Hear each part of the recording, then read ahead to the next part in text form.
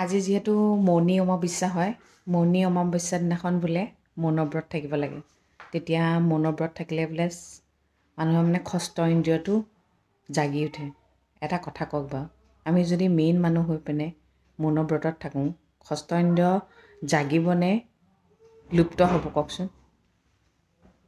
মই যদি মৌনত থাকিবলৈ হয়, ছোৱালী গৈ ক'ৰবাৰ পাবগৈ, গম পাইছে? মানুহজন নুঠিবই শোৱাৰ পৰা। থাকিব পাৰি জানো? এইবোৰনো কোনে উলিয়ালে বাৰু? যি কি নহওক, তথাপিও ঘৰৰ বোলে অপায় অমংগলবোৰ দূৰ কৰিবলৈ হ'লে আজি কি কৰিব লাগে জানে? এই কফু যে আছে, কফু আৰু লং লৈ আপুনি ধূপদানি এটাত জ্বলাই লৈ গোটেই ঘৰটোত বোলে ঘূৰাব লাগে। তাকে মই এতিয়া ঘূৰাম আৰু তাৰ আগতে বোলো গাটো ধুই আহোঁগৈ। কৈ দিছোঁ দেই, সকলোৰে মংগল হওক। মই সকলোৰে মংগল হোৱাটোৱে বিচাৰোঁ। সেইটো কাৰণে বোলো আজিয়ে ভিডিঅ'টো আজিয়ে যিহেতু মৌনী অমাৱস্যা হয়, আজিয়ে জনাই দিওঁ ন, কাইলৈ জনাই কিবা লাভ আছে জানো? সোনকালে সোনকালে কৰক দেই, ঘৰৰ অপায় অমংগলবোৰ দূৰ হওক, সকলোৰে মংগল হওক।